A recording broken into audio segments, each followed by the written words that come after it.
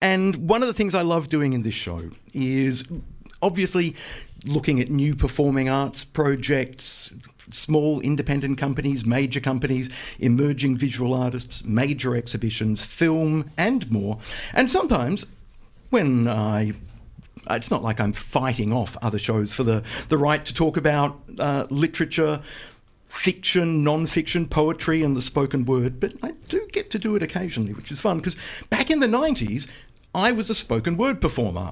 One memorable year I supported Bikini Kill, Jello Biafra and Propagandy all in the same year, all within a couple of months of each other. It was exhausting, but great fun. But it's been a long time since I've stood in front of a mic and done performance poetry or written poetry at all, for that matter, which is why I'm delighted to introduce my next three guests to you, who are going to discuss a new anthology called Millennium Poets, which is being launched this Saturday, the 28th of March, 3 p.m. at the Empress Hotel on Nicholson Street, North Fitzroy, a pub I used to hang out a lot in the 90s when I lived around the corner in Reed Street. I think a lot of Melburnians have rented in Reed Street. But I'm joined in the studio by Joel O'Connor, Jez P.A Speelman and Oliver Stanyer, who together are going to talk to us about this collection of poetry that's being launched. Jez, let's kick off with you. One of the things that intrigues me about this anthology of poetry is that it's literally joining the dots between poetry of the 90s and poetry of now. Yeah, it's amazing that you were hanging out at the Empress in the 90s, because the Empress was the epicentre of one of the big poetry scenes in Melbourne that featured iconic poets like Grant Alexander McCracken, who I see has got a piece of artwork in the Triple R studio of Uncle Jack Charles, and awesome poets like Lunacy Bear, who now goes by the name of Bear Age X, and Sean Stanyer, who was one of the organisers of that scene that managed to get all the poets to organise their works into a book in the late 90s called Millennium Poets. And we were looking at that a couple of years ago and thought, wouldn't it be awesome if we got connected with those poets again to see what they're doing now, and also see if they've got kids, who are poets as well, and create an event that's an intergenerational poetry experience, bring their works together in a new book called Millennium Poets 2 that we're launching on Saturday, and have readings from the original poets and the new poets as well, and also other poets that were connected to the scene then and now, like Jez, who's here in the studio, and Oliver, who's Sean Stanyer's son. Oliver, you're a poet as well. I am. Did your dad try to, no, don't be a poet, go and work in a bank, do something stable? Not at all, actually. I grew up hearing a lot of stories from my dad about the scene, and I've been into writing since I was very little. I think when I was super young, I sucked at talking, and then I hit a certain age and just my interest in language took off, and it's been something that I've always kind of been pretty good at. I remember being like a really little kid and having to write a poem for like an assignment in like prep or year one, and my dad looking at it and being like, oh my God, like we have another one. Yeah, look, I had two parents who were teachers, a primary school teacher and a high school English teacher. So no surprise, I was reading novels before I was in prep. And yeah, surprise, surprise, I also turned out to be a writer. So yeah. Jez, given that you've got a long history of poetry and performance, what are the parallels you see between the poetry you're hearing and reading now and the poetry of the 90s? Well, some of the parallels, I think, some of the different groups and gigs and even suburbs where different poets kind of gravitate towards that it's one big community still, which is really good to see. When I first started out in the early 2000s, maybe late 1999 even, I had mentors like Michael Abbott, Shelton Lee, getting booked by people like Michael Reynolds and Steve Smart, and years later, these people, those that are still with us, are like family to me. It's not just community; it's like family. We've all bared our souls to each other and supported each other at both gigs and open mics and everything. And it's just really good to see that sense of community still flourishing and still going today. And the different sort of crews. You've got your sort of Bar Russo sort of crew that's happening here in Brunswick, and then you've got your Percolations that's happening out in the suburbs. And so it's really good that you can kind of dip into these different scenes within the scene, if that makes sense. In terms then, Joel, of bringing all those kind of different scenes together, poets old and new, the poets who were hanging out at the Empress in the 90s, for example, and current crop of poets and those poets and their children. How challenging was it? I mean, organising poets is like herding cats or possibly herding, I don't know, small furry animals that even smaller than cats and much faster. Was it a challenge to try to bring everybody together for this kind of generation-spanning book? Yeah, I think the initial challenge was having conversations with people to tell them why their poetry matters, why that book from the 90s to me personally was so important, because as you're saying, in terms of what is the core of the poetry that Jez was talking about, well, to me it's the emotional news of the city at the time.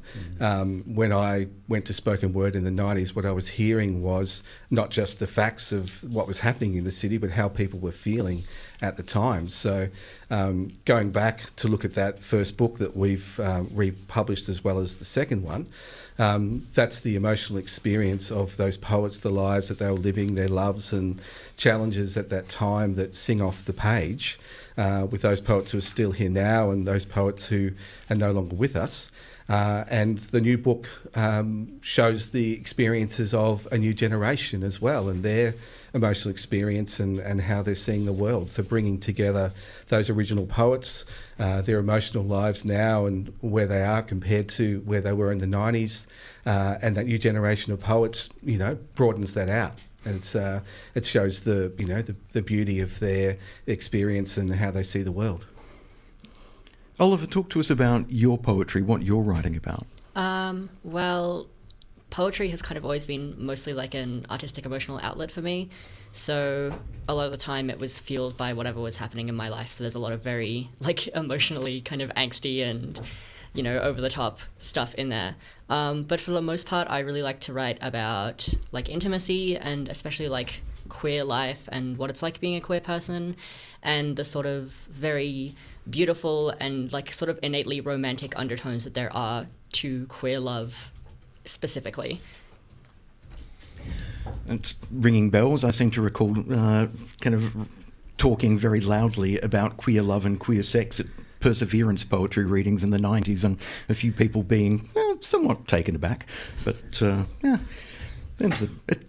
there are certain themes that kind of resonate down the ages, but do you think there are also themes and ideas that poets of your generation are talking about and writing about that weren't prevalent in the 90s?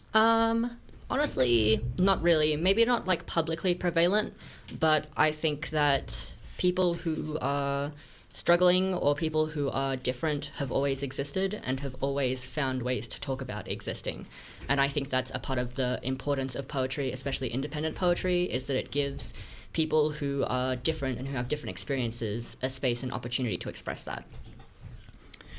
Certainly in the 90s and the noughties, when I was involved in the poetry scene, there was an enormous disconnect. It felt like there were two tribes. There were performance poets, and then there were the university-focused kind of literary poets being published in, Meanjin and Overland and the journals, as it were. Does that divide still exist? I think the beautiful thing about the Millennium Poets was that it was laissez-faire. So when you went to the Empress in the 90s, it was an opportunity for anybody to get up. And the thing that I loved about the scene at the time was the variety of poets who were there.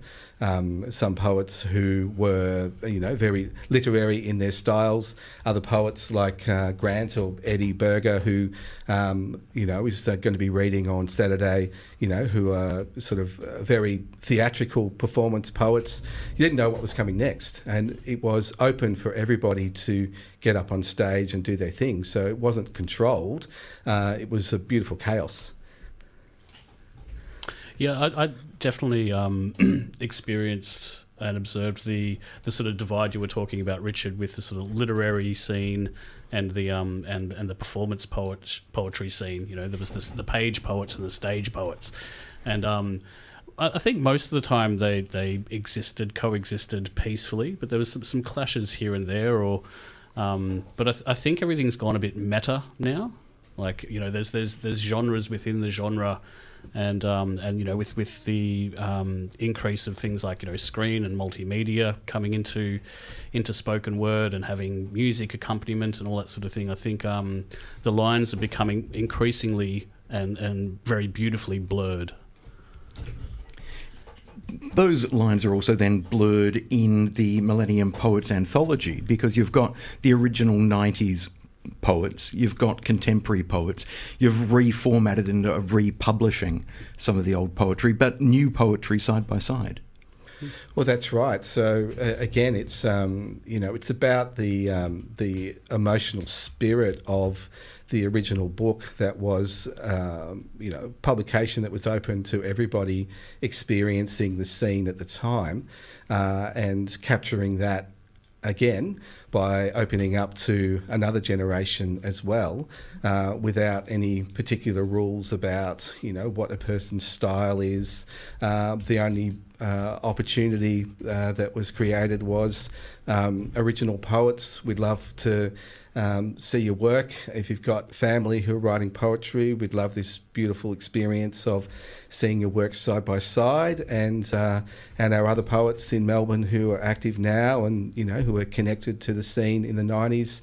Throw it out to them as well to put their works in, and let's do something amazing by having an opportunity for everybody to get up and do a reading. So on Saturday, almost all the poets in the book are going to be doing a reading in 2 sets at the Empress from 3 o'clock. And we're going to have an open mic. There's going to be a raffle that's been supported by local businesses as well. We're taking it from that first conversation with what on earth are you talking about? I don't remember being in that book in the first place, to, oh yeah, I've got some stuff I'd love to put out there, to people like Jez who haven't had the opportunity to actually be published informally in a book before, and this being their first chance to do so, to get together and do this amazing reading and invite all the listeners from Triple R to come along as well and be part of that amazing experience. Trying to get everybody to read over 2 sets and an open mic, that sounds like it's going to be a very kind of... I hope you've got a good stage manager. We've got some fantastic MCs, including Jez and Scott Hunt, who's a long-time poet connected to the Bendigo scene that sort of was central to getting the Empress scene started doing the MCing on the day. So we've got a plan, but we're flexible and we'll see how it goes. Oliver, what will you be reading on Saturday? I have an idea, but I'm not 100% sure yet. A lot of my poems aren't titled, but I picked one that I wrote about a guy I was seeing for a while. It was a very sort of emotionally tumultuous situation, and there was a lot of weird coincidences in it that kind of made for very good writing. I also love the idea of, maybe you'll read that one, but if it doesn't feel emotionally right not only on the day but on the hour, something new, something different. There's plenty of stuff to choose from. Yeah. And what about yourselves? I'll be giving a new piece. I think I'm starting I'll be the first reader, so I'm going to just warm up the crowd. So no pressure then? No pressure. I'm just going to yell at everyone, get everyone awake and excited. No, I'm not going to yell at anyone, of course. Maybe. Who knows what's going to happen. Oh, look, 3 o'clock in the afternoon, they hopefully will all be bit of awake. loud sound poetry to start the afternoon. No, I'll do a new piece that I'm quite happy with, that was actually came out of a workshop that I did with Amy Bodossian called Finding the Gold, and it was a fantastic workshop. Enough that I'm even going to give her a little plug, if that's okay, because she's got more coming up, and I highly recommend it. So there's a piece that came out of that workshop that I'm very proud of, that I'll read, and I'll do a little teaser with one from the book as well. Well, I'm quite inspired by the Federal Shadow Treasurer, Tim Wilson, actually, when he went on Q&A and said that there's no point writing poetry because there's no money in it. I got quite inspired, and so I'm going to do a homage to some of Australia's great poets, including Clive Palmer and Gina Reinhardt, on the day. And Tim, if you're listening out there in Brighton, we'd love you to come along, because we know you're an artist.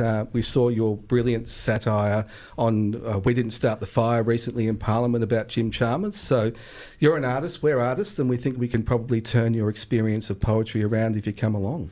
I've read some of Gina Reinhardt's so-called poetry engraved on a boulder, and yes, it made my eyes bleed, I have to say. So, and Oliver, are there any other poets on the bill you wanted to acknowledge or give a shout out to?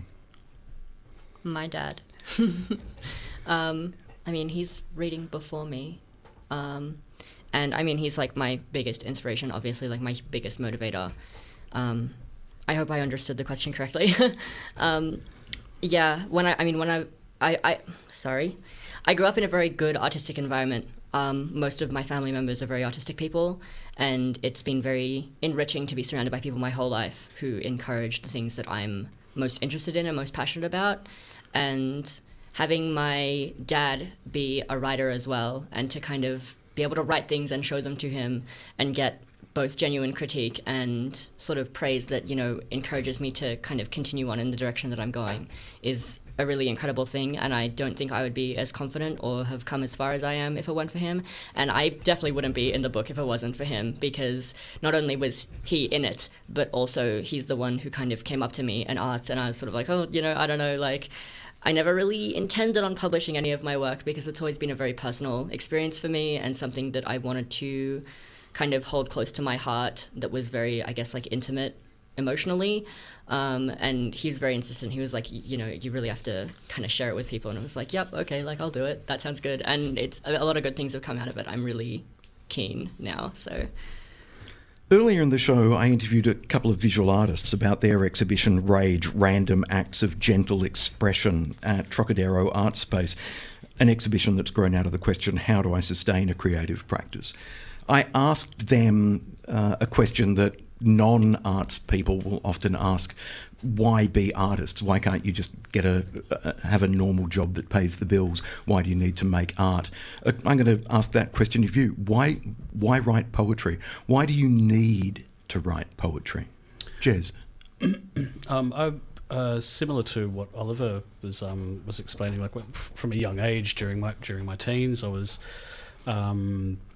as a teenager does, struggling with various things, and the page and poetry became an outlet, and it's just was a background hobby, I guess, or a journaling thing back then, and it was because of a share house that was it was on the corner of Westgarth and High Street, above a milk bar. I was sharing a house with Michael Abbott, who passed away a few years ago. We were sharing some poems, and he was like, all right, kid, I'm going to give you... I think I was 19, and he was like, all right, kid, I'm going to give you some homework. I'm like, what do you mean? He's like, I want you to remember 5 poems, and I'll get you a gig. And I was similar to what you were saying, Oliver. No, these are just for me, maybe to share with friends, but my own personal things. Anyway, so I ended up doing that, and then it became writing from... writing in a journal and just getting... processing my own thoughts and putting it in a creative way, became writing for the microphone and the stage, and then that just sort of completely blew the lid off what I understood about poetry, and then going to gigs and stuff, and then so it was it became this sort of, from an introverted sort of thing to this sharing it with friends and community and at gigs. And it's something I've tried to escape over the years and tried to focus on either other arts projects or mediums. And real jobs, but it's always come back around. No matter what I do or what I've been a multidisciplinary artist for a long time, and poetry's always been the backbone. It's always something that comes back. Well, there's a German magic science fiction writer called Walter Moers who, in his books, has this concept of the Orm, which is the creative inspiration that guides you where you go. So rather than you thinking, I need to do this, you listen to the voice and it says, hey, why don't you write a poem, or let's go bake a cake, or let's express this artistic spirit that you've got in a different way. Maybe it's music, maybe it's this, maybe it's that. So when I read his books and saw it described like that, I'm like, yeah, that's what I get. So it's the Orm. So it's whatever creative project inspires me next. And when I picked up a copy of the original Millennium Poets book, of which there were only a couple in existence a few years ago, I had a chat to one of the original poets, Evan Flux, who's going to be reading, and said, well, hey, wouldn't it be amazing if we, contacted all the poets again and saw where they're at, and to see whether we could put out a second book and get everybody a copy of the original, because not everybody got a copy at the time.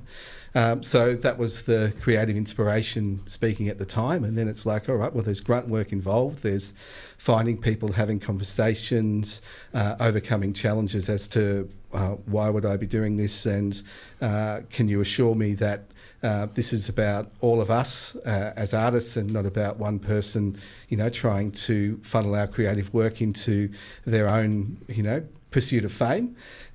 So we've had all those conversations, and this book is a book for everybody involved. And the way that we've put it together is to find a publisher, and then everybody's bought copies of the book at the unit price of the publication, so there's no profit for anybody involved, and then all the artists are free to go and sell it, put it in bookstores, get it out there, and make some money off it themselves as part of that collective experience. Socialism in action. I love it. And finally, and we're almost out of time, but Oliver, why do you write poetry? It's an instinct. I think that a lot of people, actually people as a whole, like as a mental sort of zeitgeist, so to speak, I think we're all born with the innate desire to create something. Whether that's because we desire to leave a mark on the world, to be remembered, as far back as like those paintings on cave walls, where it's really as far as ancient humans saying, I was here once and I made something, and we get to look at that and say, I see you, even though I'll never know who you are. And I think that that's what art is, and I think that poetry is a part of that. And I think that everyone in their heart has a painter or a writer or a musician, and that desire to find or create something entirely new. Well said. The Millennium Poets 2 anthology launch is this Saturday, the 28th of March, at the Empress Hotel, 714 Nicholson Street, North Fitzroy. There's a tram stop literally right outside. So this Saturday at the Empress at 3 p.m, connecting the arts and poetry scene of Melbourne from the 90s to now. You can book through eventbrite.com, and you can also pick up copies of the book online, talesfromthetreehouse.com.au. Joel, Jez and Oliver, thank you very much for joining us here at Triple R. Thank you very much. Thank you, Richard.